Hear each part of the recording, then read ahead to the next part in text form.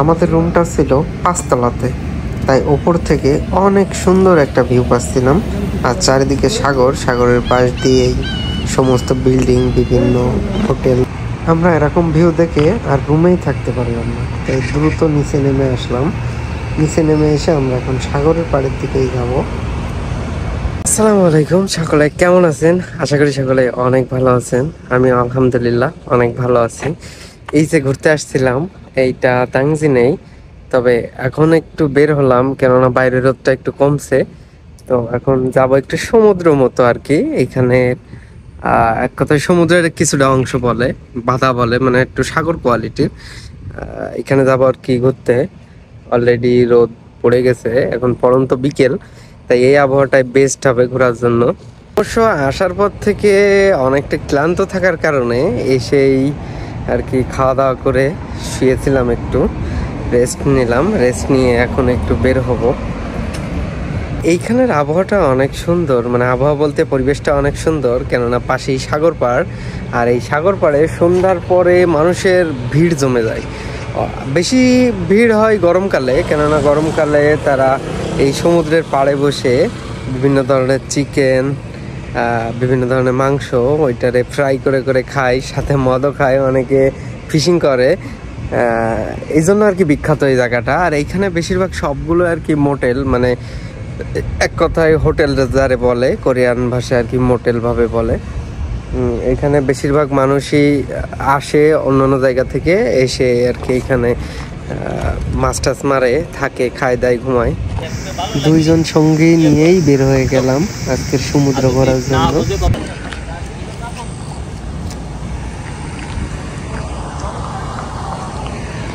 এই রেস্তোরাঁগুলোতে সন্ধ্যার পর এত পরিমাণে ভিড় হয় যেটা বলার বাইরে, কেননা সবাই আসে ঘুরতে। ঘুরতে আসলে তো খাবার দাবার অনেকে সাথে নিয়ে আসে না, যার কারণে এই হোটেলগুলোতে খায়।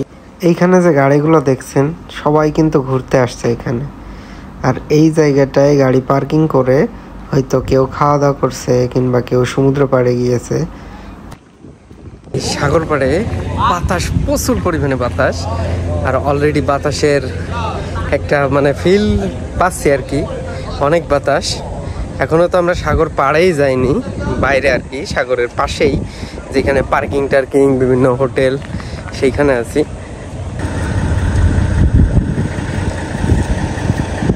এখানে আবার বিভিন্ন ধরনের বাসও আসে, যারা ট্যুরে আসে এইদিকে, সেই বাসও আইছে। দেখতে দেখতে সেই কাঙ্ক্ষিত জায়গাতেই চলে এসেছি। চারপাশের ভিউটা অসাধারণ।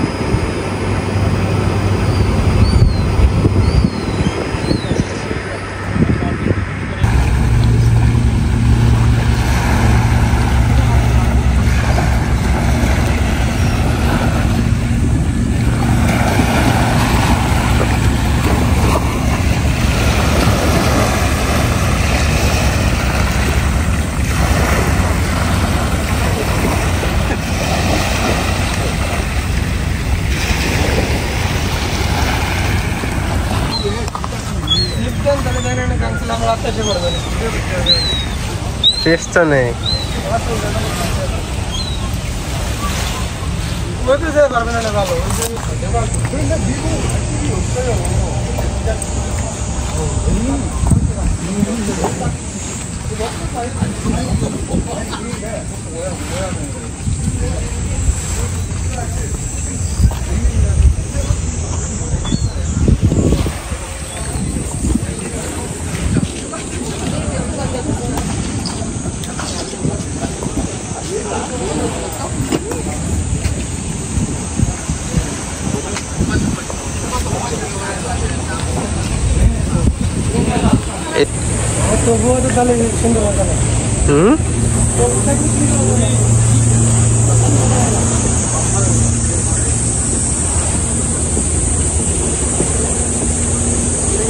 এইখানে ক্যামেরা ধরার কারণ এইখানে সমুদ্রের উপরে মাছ লাফ দিয়ে দিয়ে উঠছে, তাই ক্যামেরা বন্দি করার চেষ্টা করছিলাম কিন্তু পারলাম না, আমি ব্যর্থ।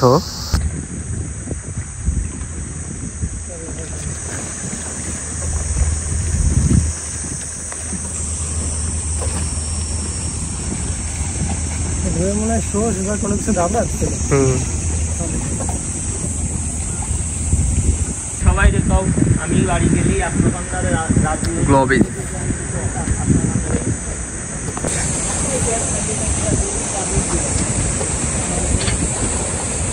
আছে না, হালকা বাতাসে লুঙ্গি আকাশে, আমার মাথায় নেই চুল, মাথা গেছে ফাঁকা হয়ে, তাই হালকা বাতাসেই জানি চুলগুলো উড়ে।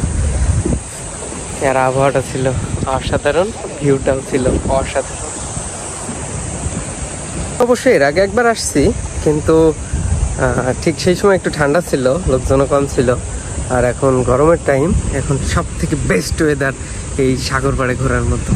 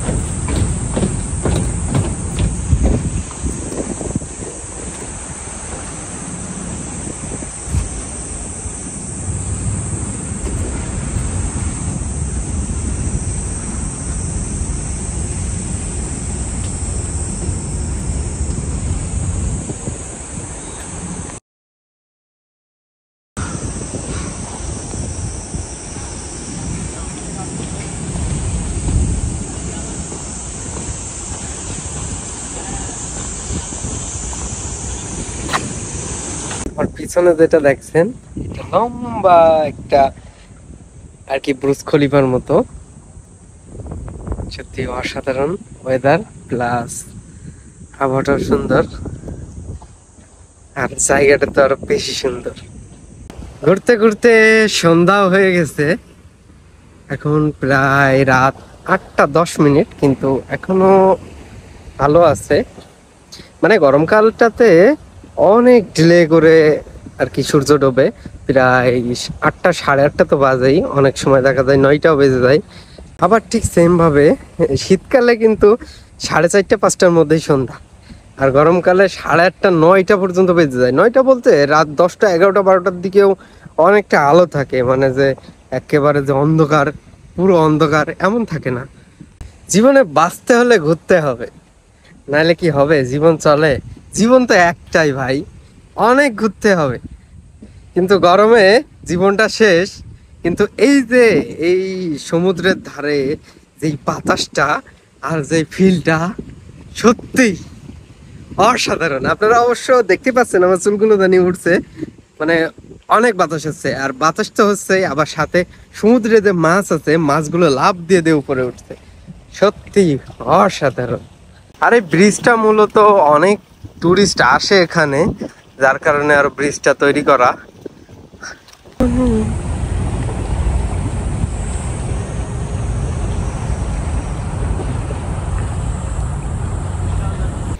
এইখানে আবার এক চাচা, এখন বাজে রাত 11টা, এখন আবার সে মাছ ধরে।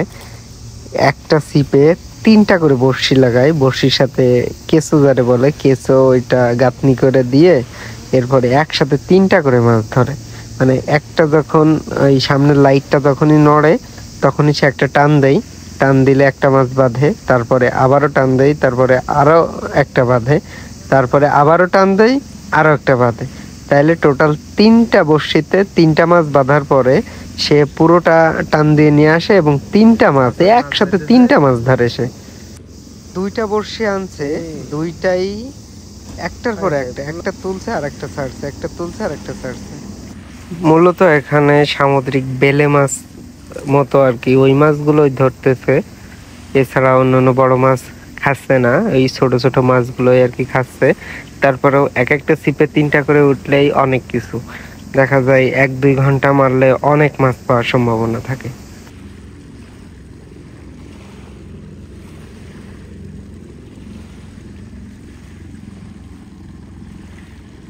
তো ঘোরাঘুরি শেষ আর অন্ধকারও হয়ে গেছে, এখন বাসায় ফিরবো। তো সকলে ভালো থাকবেন, সুস্থ থাকবেন, দেখা হবে নতুন কোনো ভিডিওতে নতুন কোনো ভাবে। আল্লাহ হাফেজ।